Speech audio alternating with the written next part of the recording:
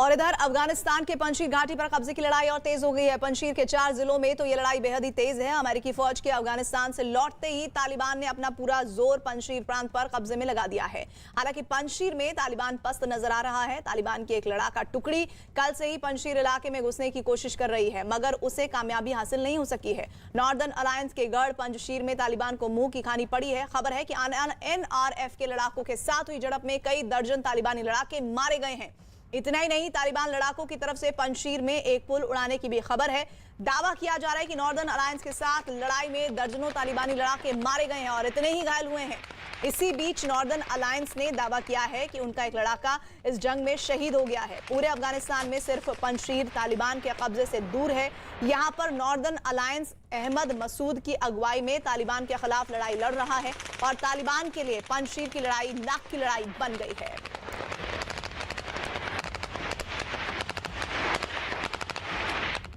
तालिबान की बंदूकों में बारूद भरने वाले पाकिस्तान को भी तालिबान ने आंख दिखानी शुरू कर दी है। पाकिस्तान चाहता है कि ड्यूरेंड लाइन को अफगानिस्तान दोनों देशों की आधिकारिक सीमा मान ले। इसके पीछे पाकिस्तान की दलील है कि सीमा से बहुत ज्यादा तस्करी होती है और ड्रग्स की तस्करी रोकने के लिए सीमा पर सख्ती जरूरी है। हालांकि बताया यह गया है कि पाकिस्तान का असल मकसद ड्यूरेंड लाइन को अंतर्राष्ट्रीय मान्यता दिलाना था। इसके लिए पिछले कुछ वर्षों से पाकिस्तान इस सीमा पर फेंसिंग लगाने के प्रोजेक्ट पर काम कर रहा है।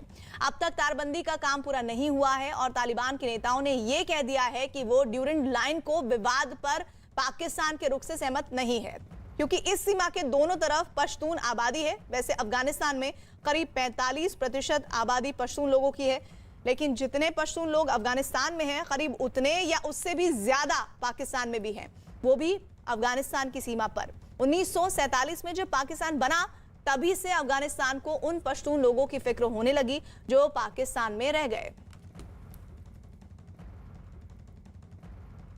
अफगानिस्तान पर तालिबान के कब्जे के बाद पाकिस्तान का दांव उल्टा पड़ने लगा है। तालिबान को पालने पोसने वाले पाकिस्तान को अब उसकी ये चाल एक बड़ी भूल महसूस होने लगी है, क्योंकि अफगानिस्तान पर कब्जा होने के बाद तालिबान के नेताओं के सुर वैसे नहीं है जैसे होने की उम्मीद पाकिस्तान कर रहा था।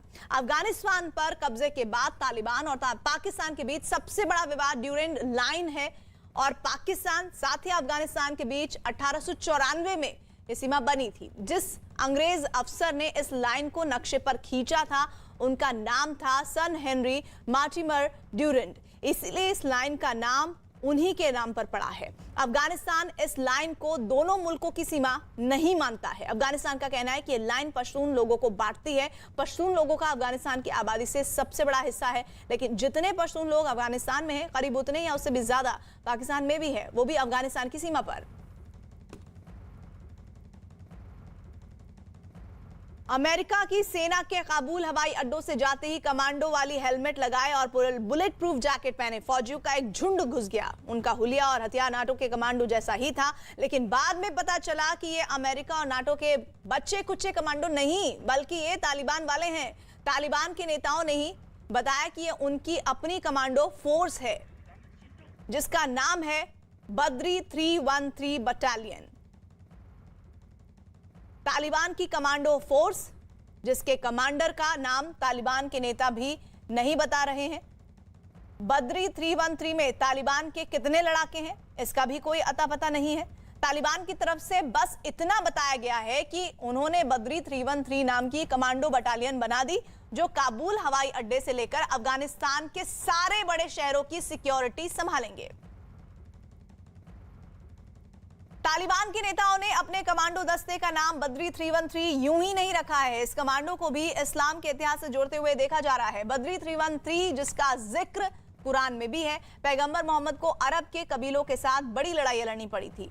अब से 1398 साल पहले बद्र शहर में पैगंबर ने जिस टुकड़ी के साथ जंग लड़ी थी उसमें कुल 313 लड़ाके थे। बद्र की लड़ाई और 313 सिपाही, वहीं से तालिबान ने अपने बटालियन को बद्री 313 कहना शुरू कर दिया। बद्री 313 के कमांडो आज से 10 साल तक आत्मघाती हमलावर हुआ करते थे। अब बद्री आर्मी को काबुल की सुरक्षा का जिम्मा सौंपा गया है, तो इसलिए बद्री नाम 313 बद्री 313 कमांडो इनकी बटालियन का नाम रखा गया है।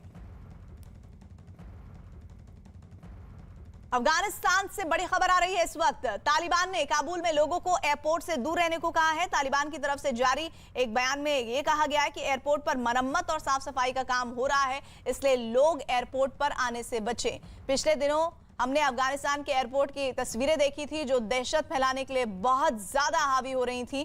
किस तरह से प्लेन चल रहा था, लोग उसके इर्द गिर्द थे, कुछ लोगों के प्लेन से गिरने की भी तस्वीरें कैमरे में कैद हुई थी। अनस हक्कानी से जब भारत के हितों से जुड़े कुछ सवाल भी किए गए, सुनिए उन्होंने क्या कहा। भारत का अफगानिस्तान में बहुत ज़्यादा इन्वेस्टमेंट है, बहुत सारे डेवलपमेंट प्रोजेक्ट्स हैं, कम से कम 500 डेवलपमेंट प्रोजेक्ट्स हैं, इसमें से कई सारे पेंडिंग हैं, कुछ पूरे हो चुके हैं। अगर भारत वहां आकर इन प्रोजेक्ट्स को कंप्लीट करना चाहता है तो क्या आप इसके लिए भारत की मदद करेंगे, इसकी इजाज़त देंगे, ये होने देंगे? ये आने वाले दिनों में इंशाल्लाह तो मालूमाती हो जाए जो आज कल कौन सी पॉलिसी है, हम उस पे जानते समझते जो काम मिल्लत और लोगों के लिए खैर के बिना पर किसी ममलिकत ने जो किया है, हम उसको खैर मुकदम कहते हैं। उसके लिए हम इंशाल्लाह और भी हेल्प अपने हेल्प हर ममलिकत के साथ, अगर वो भारत हो दूसरे हो साथ, हम इंशाल्लाह इस चीजों में हम अपने हेल्प करेंगे और जो चीज मिलेगी। तालिबान से मुलाकात पर नेशनल कॉन्फ्रेंस नेता उमर अब्दुल्ला ने केंद्र सरकार से